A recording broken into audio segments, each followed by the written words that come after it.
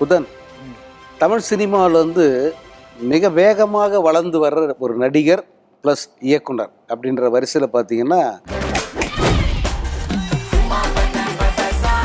எனக்கு தெரிஞ்ச அண்மை காலத்தில் ஓரிரு படங்கள்லேயே வந்து இவ்வளோ பெரிய உயரத்தை தொட்ட ஒரு நடிகர் இயக்குனர்னா அது அவர் தான் அப்படின்னு நினைக்கிறேன். இன்னொன்று, இன்றைய இளைஞர்கள், இப்போ இருக்கிற இந்த தலைமுறை இளைஞர்கள் என்ன நினைக்கிறாங்க, அவங்களுடைய மன ஓட்டம் என்ன, இதை வந்து சரியாக புரிஞ்சுக்கிட்டு அதை வந்து திரையில் தர்ற ஒரு கலைஞராக வந்து அவரை பார்க்க. அவரோட முதல் படமே லவ் டுடே, அது ஒரு பழைய படத்தோட டைட்டிலா இருந்தா கூட இல்லை அவர் வந்து நடிச்சதை சொல்றீங்க.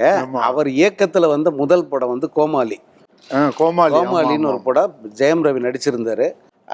அது ஒரு நல்ல ஒரு சட்டையரான ஒரு படமாக அது பார்க்க பல விஷயங்களை வந்து அதில் வந்து அவர் கொண்டு வந்திருப்பார். குறிப்பாக இந்த கூகுள் மேப் செயல்படுற விதத்தை வந்து அதில் காட்சிப்படுத்தியிருப்பார். எல்லாருமே வந்து இது எனக்கு நடந்ததுடா, இதுக்கு நானும் இப்படி ஒரு அனுபவத்தில் சிக்கியிருக்கேன் அப்படின்னு எல்லாம் சொல்கிற மாதிரி.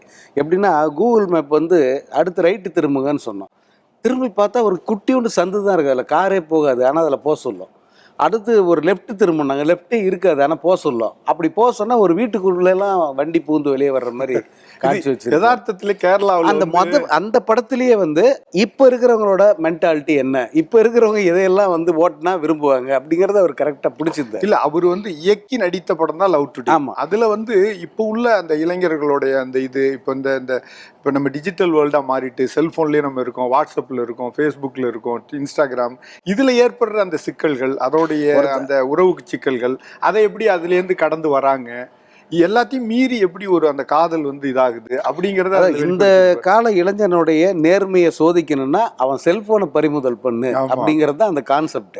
அதை ரொம்ப நீட்டா வந்து பண்ணியிருப்பாரு. இன்னொன்னு, அதே விஷயத்த அந்த கான்செப்டையே ஒரு கிளைமேக்ஸ்ல வச்சு நீ கொஞ்ச நேரம் செல்போனை ரெண்டு பேரும் பரிமாறிக்கீங்க அப்படிங்கும் போது அதுல ஏற்படுற விஷயங்கள் இருக்குல்ல, அவங்களுக்கு வர்ற அந்த கால்ஸ், அந்த தகவல்கள், இவங்க பண்ற சாட்டு எல்லாத்தையுமே வந்து பாக்குறது இருக்குல்ல, அது ரொம்ப எல்லாருமே ஒரு கனெக்ட் பண்ணிக்கிட்ட ஒரு விஷயமா இருந்தது. இப்ப நம்ம இந்த வெற்றிகரமாக வலம் வருகிற இயக்குனர்கள், நடிகர்கள் யாருமே வந்து அந்த பக்கத்தை வந்து யோசிக்கவே இல்லை. இந்த 4 வருஷத்துல பாத்தீங்கன்னா பெரிய டைரக்டர், கமர்ஷியல் ஹிட், இப்போ சங்கர் மாதிரியான பெரிய ஆளுங்க, நிறைய டைரக்டர்ஸ் இருக்காங்கல்ல, அவங்க யாருமே வந்து தொழில்நுட்பம் இப்படியெல்லாம் வளர்ந்துருக்கு, இதுக்கு இந்த தலைமுறை இப்படி அடிமையாக இருக்குது, இவங்களோட சைக்காலஜி தெரிஞ்சுக்கணும்னா இந்த கேட்ஜெட்டுக்குள்ளே போனால் தெரிஞ்சுக்கலான்ற அந்த திங்கிங்கே அவங்களுக்கு வரல. இன்னொன்று சங்கர், இன்னொரு விஷயமும் என்னன்னா, இவங்க எல்லாமே இந்த ஊழல் அல்லாட்டியும் அரசியல் பிரச்சனைகள் அல்லாட்டியும் குடும்பத்தில் இருக்கிற பெரிய சிக்கல்களை எடுத்தாங்களே தவிர, இன்றைய தலைமுறை ஜென்சி கிட்ஸ், 2K கிட்ஸ்ன்னு சொல்லப்படுகிற இன்றைய தலைமுறை சந்திக்கிற பிரச்சனை இருக்குல்ல, இப்ப இந்த செல்போன்லால ஏற்படுகிற விளைவுகள், அது சோசியல் மீடியாவில ஏற்படுறது இருக்குல்ல, அதை வந்து கதைக்குள்ள கிளப் பண்ணது இருக்குல்ல. சொசைட்டியை வந்து மைக்ரோ லெவல்ல மேக்ரோ லெவல்ல பாக்குறதுன்னு சொல்லுவாங்க. இப்போ சங்கர் எல்லாம் அப்படின்னா அந்த மேக்ரோ லெவல்லையே பார்த்து பழகிட்டாரு. அவருக்கு மைக்ரோ லெவல்ல என்னென்ன மாற்றங்கள் ஏற்பட்டிருக்கு, இந்த இளம் தலைமுறை மனதளவில் எப்படி மாறி இருக்காங்க, இதை சொன்னா வந்து எந்த அளவு சுவாரஸ்யமா வந்து படமாக்க முடியும் அப்படிங்கறத அவர் யோசிக்க தவறிட்டார். அதை வந்து இந்த மாதிரி இளைஞர்கள் அதை. இன்னொன்று விஷயம், இப்போ வந்து ஒரு தேவையில்லாத அந்த செக்ஸுவல் கண்டென்ட்டாக ஒரு விஷயம் பேசுறது இருக்குல்ல சேட்டில் கூட, அதை கூட முந்தைய தலைமுறை வந்து பெரிய படுபாதக செயலாக எடுத்து அது ஒரு குடும்பத்திலேயே பிரிவினை ஏற்படுத்திடும், அல்லாட்டி இவன் வந்து வீணாக போயிட்டான் அப்படின்னு சொல்கிற மாதிரி இருக்கும். ஆனால் அது மாதிரியான விஷயங்களில் கூட எப்படி ஒரு அண்டர்ஸ்டாண்டிங்காக அதை புரிஞ்சுக்கிறது இருக்குல்ல, அந்த சூழலை புரிஞ்சுக்கிறது, அதை வந்து இந்த மாதிரியான இயக்குனர்கள், பிரதீப் ரங்கநாதன் மாதிரி இயக்குனர்கள் வந்து அதை வந்து வெளிப்படுத்தியிருக்காங்க சினிமாவில். ஆமாம், அதே போல் அவருடைய அடுத்த படம் பார்த்தீங்கன்னா டிராகன் ஒரு படம் சில மாதங்களுக்கு முன்பு தான் வெளிவந்தது, மிகப்பெரிய வெற்றி படமாக மாறிச்சது. இப்போ அந்த படத்துலையும் கூட பார்த்தீங்கன்னா இவங்க எல்லாம் வந்து தொட தவறிய விஷயத்த அவர் இருப்பார். ஏன்னா இன்னைக்கு இருக்கிற பல இளைஞர்களுடைய மனப்போராட்டமே படிப்பு தான். அது அந்த 4 வருஷ கோர்ஸை வந்து முறைப்படி சரியாக படித்து அந்த என்ஜினியரிங்கை முழுசாக கற்றுக்கிட்டு பாஸ் பண்ணி வெளியே வர்றவன்றவங்க ரொம்ப ரொம்ப கம்மி.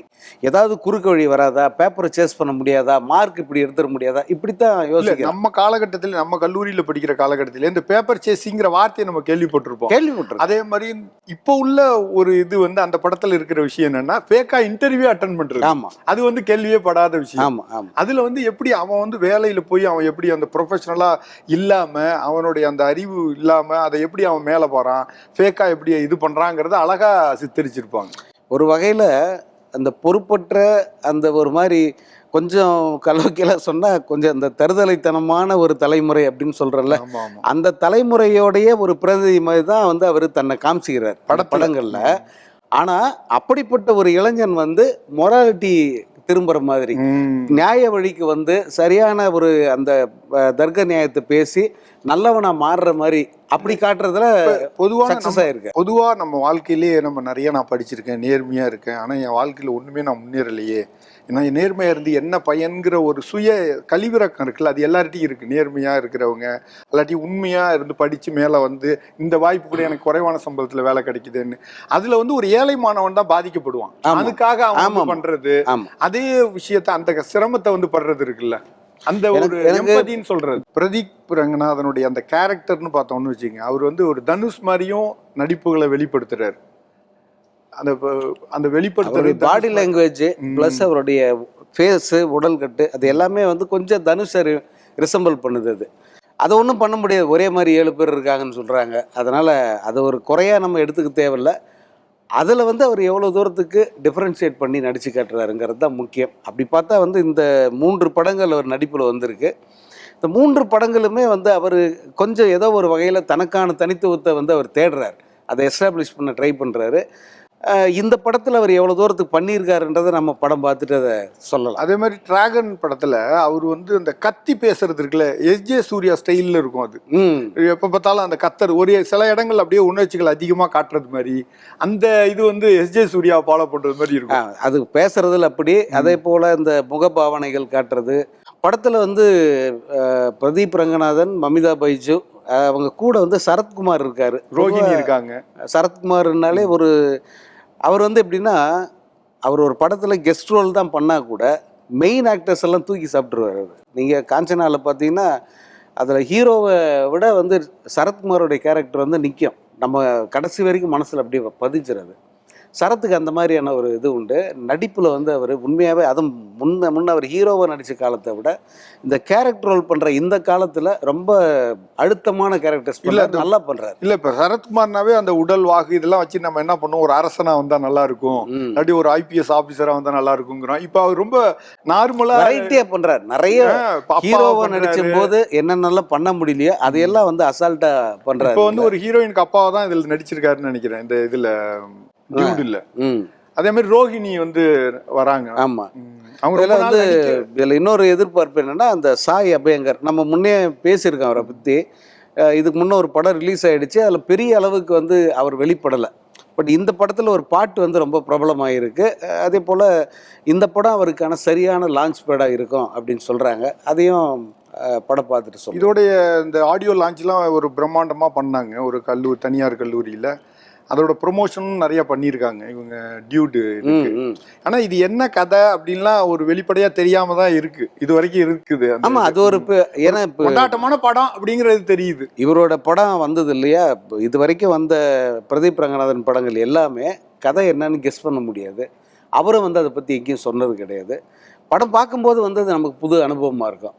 அப்படி இருந்தால் தான் வந்து நமக்கு ஒரு நம்மளுடைய எதிர்பார்ப்பு ஏதோ ஒரு வகையில் வந்து பூர்த்தியாகவும் நம்ம ஒரு திருப்தியாக வர முடியும். அதை கடைசி வரைக்கும் அவர் மெயின்டைன் பண்ணுறாரு. இதை கண்டினியூ பண்ணாது. அந்த படத்தை டியூடு பார்த்துட்டு நம்ம இன்னும் டீட்டெயிலாக பேசலாம். நம்ம நிச்சயமாக பேசலாம்.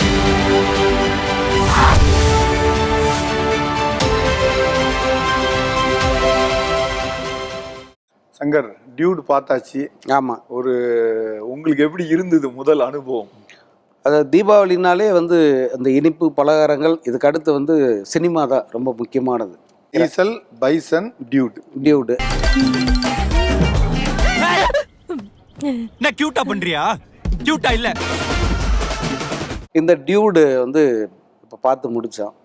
படம் பார்த்த பிறகு வந்து எனக்கு தோணுது என்னென்னா, இந்த தீபாவளிக்கு ஜனங்களோட மூடுக்கு ஏற்ற மாதிரி, அவங்களுடைய செலிப்ரேஷன் மூடுக்கு ஏற்ற மாதிரி ஒரு பர்ஃபெக்டான படம்னா அது டியூட் அப்படின்னு சொல்லலாம்.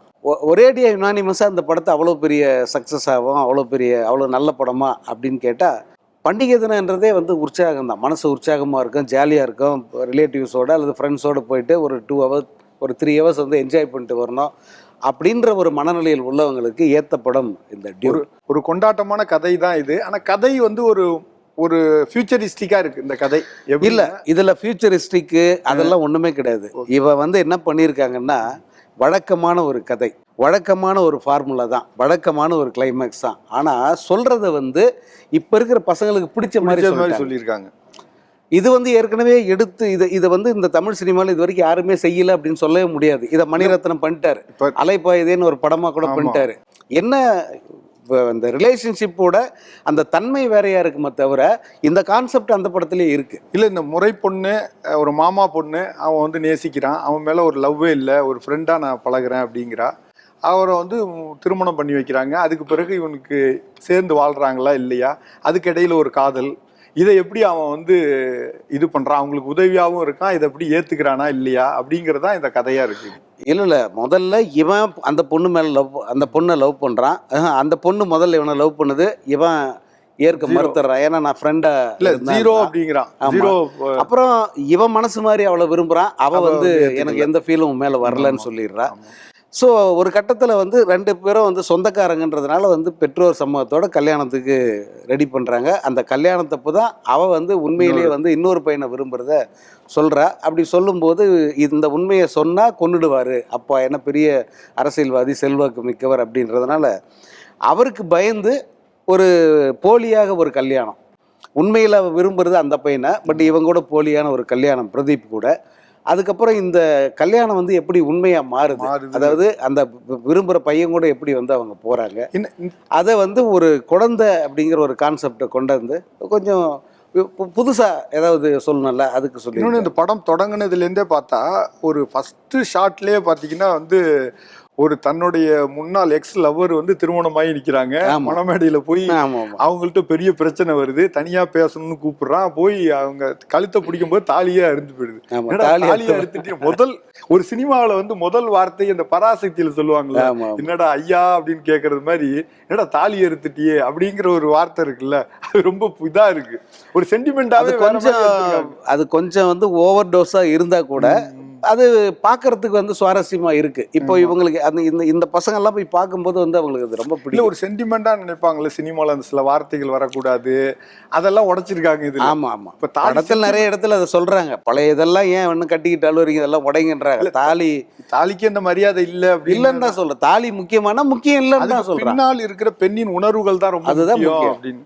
அப்புறம் அந்த பிரேமலு, அந்த ஹீரோ மமிதா பைஜோடைய இது வந்து அந்த துள்ளலால நடிப்பு அது கொடுத்துருக்கு. இல்ல, இந்த படத்துல ஹைலைட் வந்து பிரதீப் ரங்கநாதன் தான், அதுல எந்த மாற்று கருத்தும் கிடையாது. ரொம்ப பிரமாதமான விளையாட்டுகளை முழுமையா அவர் செய்யறாரு. அது ஒரு சினிமா, அதில் நான் நடிக்கிறேன் அப்படிங்கிறது இல்லாம அந்த ஜென்சி கிட்ஸாவே மாறி இருக்காரு. எல்லா காட்சியிலுமே வந்து தன்னை வந்து முழுமையா அவர் வந்து எஸ்டாப்ளிஷ் பண்ணி, அப்புறம் எல்லாத்துலேயுமே அவர்கிட்ட ஒரு இப்போ உள்ள அந்த குழந்தைத்தனம்னு சொல்ல முடியாது, ஒரு கொஞ்சம் மனம் தவறின மாதிரி சில நடவடிக்கைகள் இருக்கும்ல, பையனுங்க பண்றது தான் இருக்குல்ல, அதை அவர் அப்படியே வெளிப்படுத்துறாரு.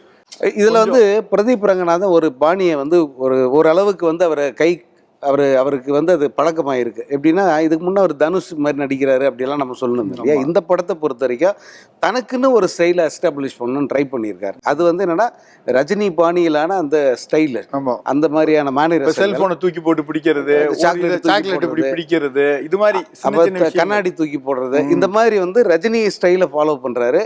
கூடவே வந்து தனக்குன்னு ஒரு பாணியை வந்து அவர் கடைபிடிக்கிறார். ஒரு 3 படம், இப்ப 2 படம் தான், 3வது படம். இப்போ ஒரு மெச்சூரிட்டி வருது. டிராகன் படம் பண்ணும்போது அவர் மேல வந்த விமர்சனம்னா, இந்த நடிப்பை இந்த பாணியை தொடர்ந்தா அவர் தாக்கு பிடிக்க மாட்டாரு சினிமாவில்ட்டாங்க. அதை அவர் கவனிச்சிருக்காரு. நமக்கு இனி ஒரு புது பாணி வேணும், நம்ம என்ன இப்படித்தான் அப்படிங்கிறத தெரியணும். ரஜினிக்கு என்ன பாணி, அஜித்துக்கு என்ன, அந்த மாதிரி தனக்கு இதுதான் அப்படின்னு ஒரு. இன்னொன்று, எல்லா நடிகர்களுமே முதல் படங்கள்ல அப்படி ஒரு சின்ன ஒரு சாயல் இருக்கும். அந்த சாயல் வந்து ஒரு 3வது 4வது படங்கள்ல கொஞ்சம் குறையும். 3வது படத்துல அது கொஞ்சம் குறைஞ்சிருக்கு. ஆனா அந்த இந்த சத்தம் போட்டு பேசுற ஒரு விஷயம் இருக்குல்ல, அது கொஞ்சம் இருக்கு இவர்கிட்ட. அது இப்ப கொஞ்சம் தான் இருக்கு. டிராகன்ல வந்து ரொம்ப தெரியும், இதுல வந்து நிறைய அதை சப்ளா பண்ணிக்கிட்டாரு. அது நல்ல மாற்றம். அடுத்தது சரத்குமாரோடைய நடிப்பு இருக்குல்ல. ஆமா, சரத்குமார் வந்து ரொம்ப ஒரு காமிக்கா நடிச்சிருக்காரு இந்த படத்துல. அவர் தாங்க எக்ஸ்ட்ரானரி பர்ஃபார்மர். அவர் தான் படத்திலேயே.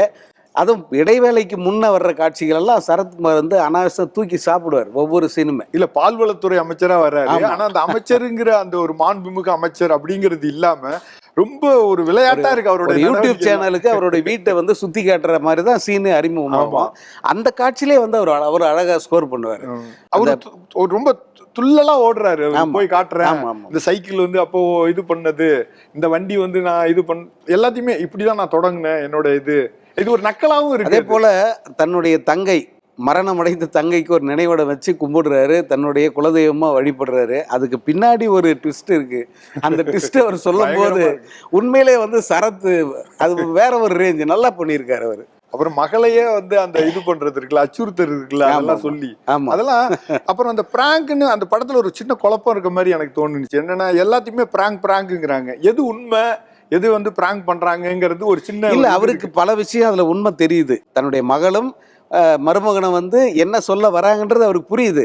ஆனா அதை ஒரு மிரட்டல்லையே வந்து அவங்கள அடக்குறாரு. ஆக்சுவலா நீ அதை ஒரு எக்ஸ்ட்ரா ஒரு லெவலுக்கு மேல அது நீ கொண்டு வர முடியாது, நான் உன்னை கண்டுபிடிச்சிட்டேன், அடங்கு, நான் சொல்றதை கேளு அப்படின்னு அர்த்தம். அது ரொம்ப நல்லா பண்ணியிருப்பார்.